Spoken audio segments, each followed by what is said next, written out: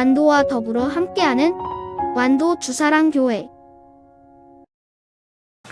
오늘 우리에게 주신 하나님의 말씀은 민수기 23장 13절에서 26절까지 말씀입니다. 민수기 23장 13절에서 26절까지 우리 하나님 말씀 한 절씩 교독해서 읽겠습니다.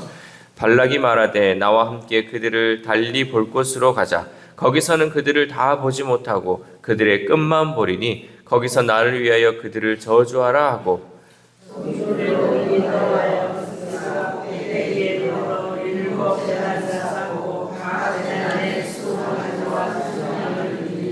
발람이 발락에게 이르되 내가 저기서 여호와를 만나 뵐 동안에 여기 당신의 번제물 곁에 서소서 하니라.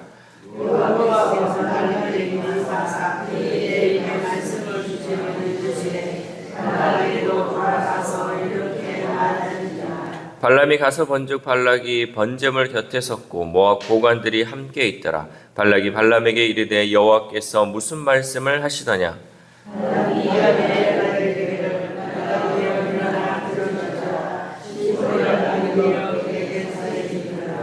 하나님은 사람이 아니시니 거짓말을 하지 않으시고 인생이 아니시니 후회가 없으시도다. 어찌 그 말씀하신 바를 행하지 않으시며 하신 말씀을 실행하지 않으시랴.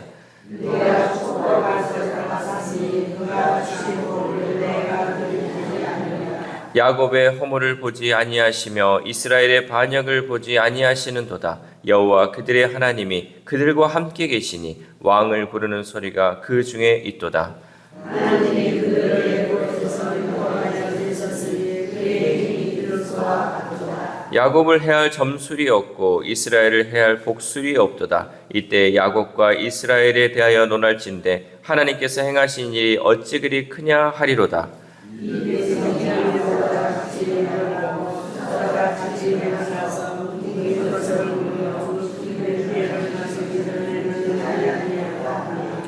발락이 발람에게 이르되 그들을 저주하지도 말고 축복하지도 말라.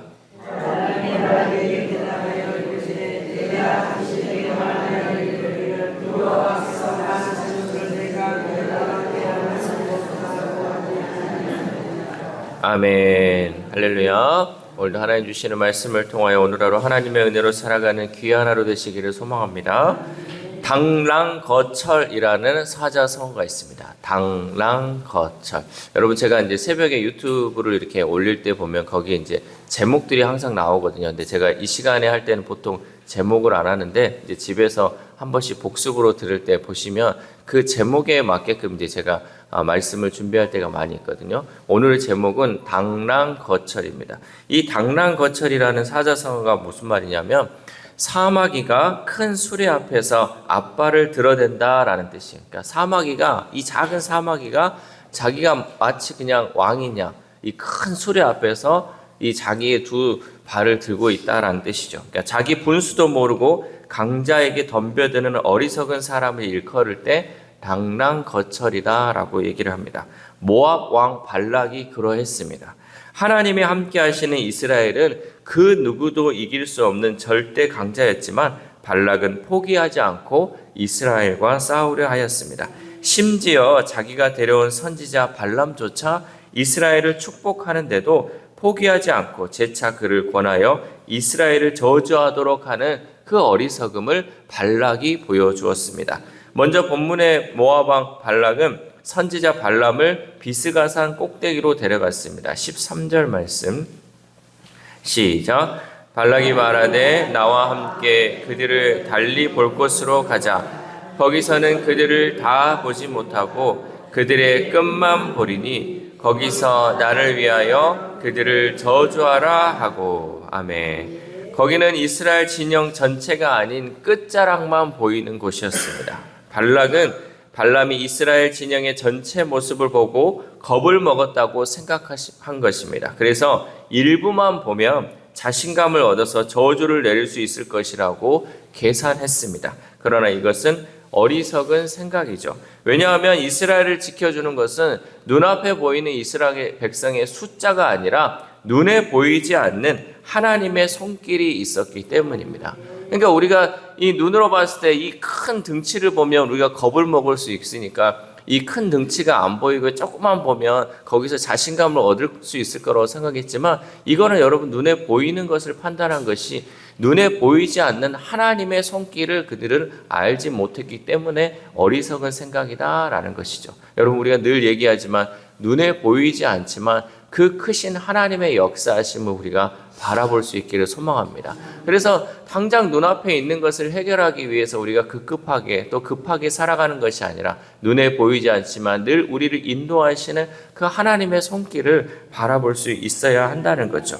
우리의 배후에도 하나님이 계십니다. 저는요 정말 세상적으로 봤을 때는 백이 하나도 없어요. 그러나 영적으로 하나님이 든든한 백이 되니까요 겁먹을 게 하나도 없는 거예요. 우리가 세상을 살아가면서요 또 자신감 없이 살 게 하나도 없다는 거죠. 왜? 하나님이 내 배후에 계시니까.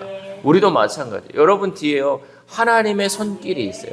하나님이 여러분을 보호하시고 지켜주신다는 그것을 여러분 믿고 나아가면요 두려울 것이 없어요. 우리가 늘 담대하게 나아갈 수 있고 승리하며 나아갈 수 있다는 거죠.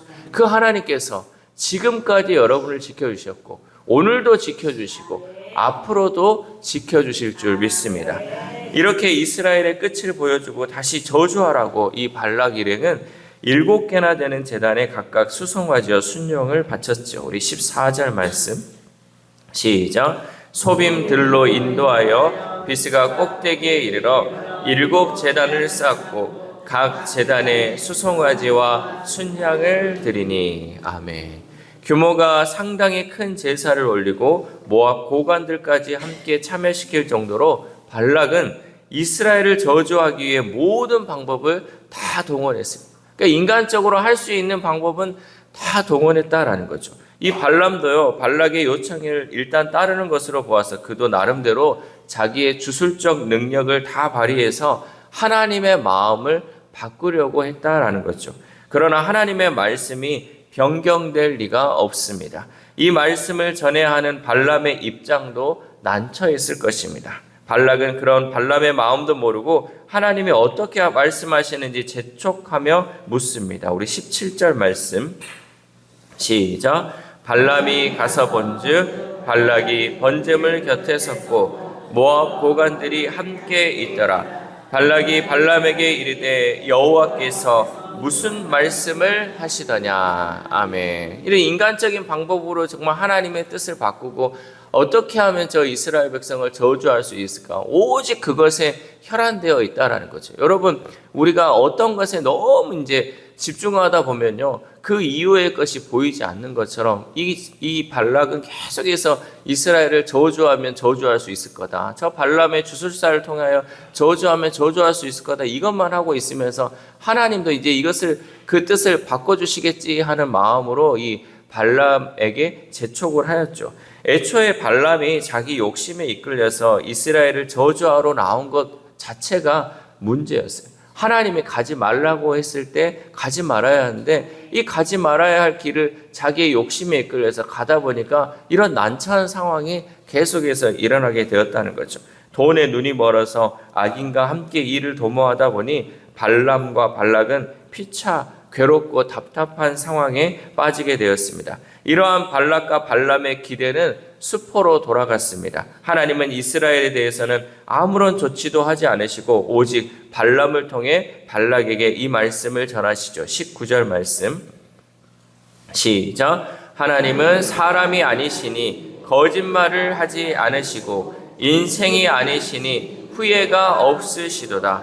어찌 그 말씀하신 바를 행하지 않으시며 하신 말씀을 실행하지 않으시랴. 아멘. 여러분, 하나님이 이런 하나님이십니다. 하나님은요 거짓말을 하지 않으세요. 그리고 후회를 하지 않으시는 하나님입니다. 그리고 약속하신 것은 반드시 실행하시는 그 하나님인 줄 믿습니다. 이스라엘의 반석이신 하나님은 한 번 하신 말씀을 뒤집는 분이 아니시며 어떤 결정을 내린 후에도 후회하지 않으시는 분이십니다.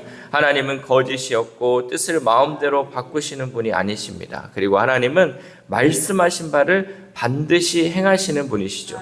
발람의 이 선포는 하나님이 참된 신으로서 사람의 요구에 따라 계획을 바꾸거나 감정 기복이 심한 변덕쟁이 우상들과는 다르다는 사실을 우리에게 보여주고 있습니다. 그러니까 세상의 모든 신은요, 사람들이 만들어낸 신이에요. 사람들이 자기가 원하는 대로 뭐 나무를 하나 세워놓고 이게 우리를 지키는 신이다. 돌을 갖다 놓고 이게 우리를 여러분 저기 동남아시아 가보세요. 그러면 그 집집마다 여러 가지 우상을 놔두고 거기에 빌고 있잖아요. 오늘도 내가 하는 거 잘 되게 해줘.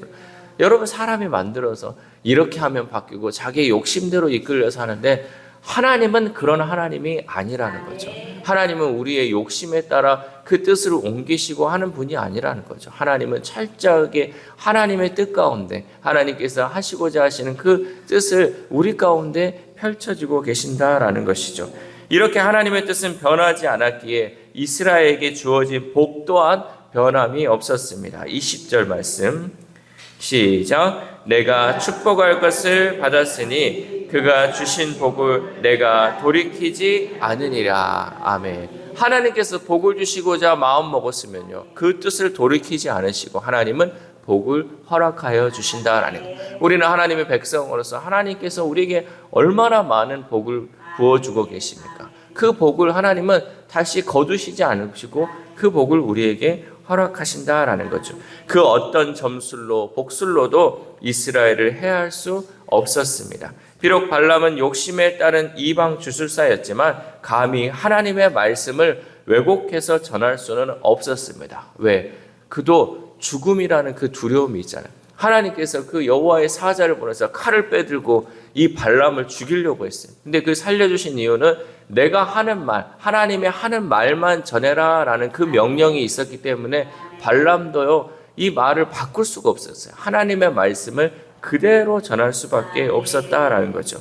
하나님은 이스라엘의 불행과 어려움을 내버려 두지 않으시며 그들을 떠나시지 않으시고 그들의 왕으로서 언제나 함께 하셨습니다. 마찬가지로 우리의 인생 가운데 하나님께서는 우리를 떠나지 않으시고 우리의 왕으로서 언제나 우리를 지켜주시는 그 하나님인 줄 믿습니다.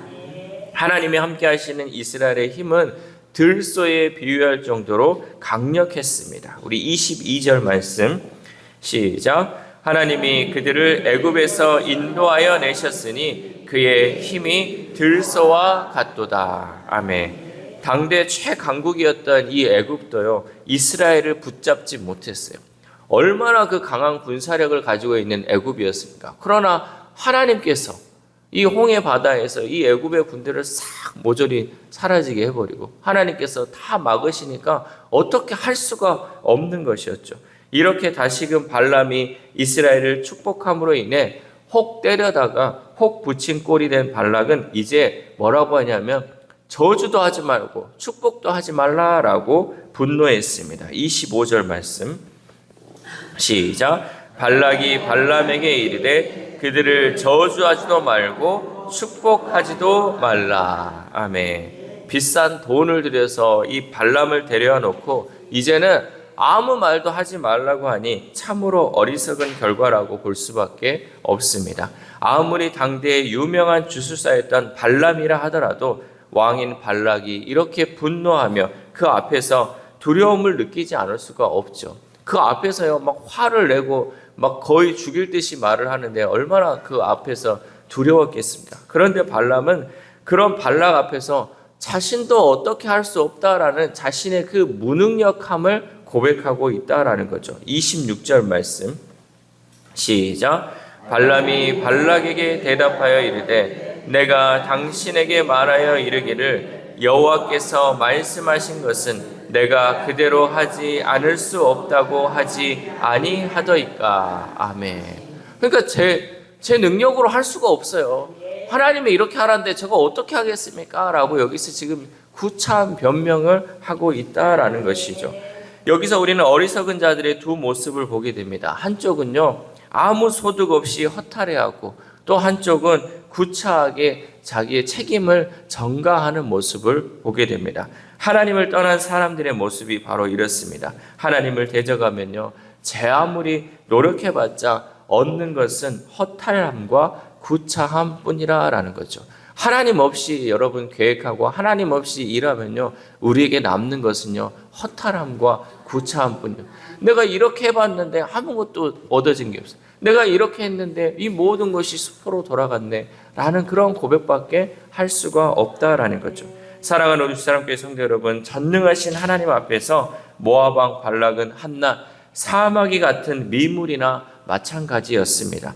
발락은 발람의 예언이 자기 입맛에 맞지 않자 장소를 바꿔 재차 저주를 요청했습니다. 그러나 이것은 사마귀의 헛된 손짓에 불과했습니다. 이처럼 누구도 하나님의 뜻을 바꿀 수는 없습니다. 때로 우리는 하나님이 우리의 기대에 맞게 역사하기를 간구합니다. 그러나 이제는 그런 미숙한 신앙에서 벗어나 한 단계 도약해 하나님의 뜻을 구하고 하나님께 순종할 수 있기를 소망합니다.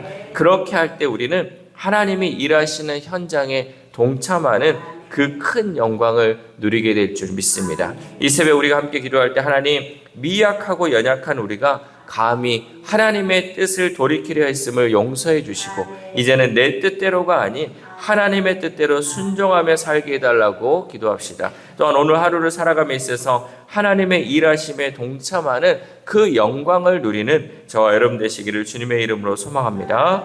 기도하겠습니다.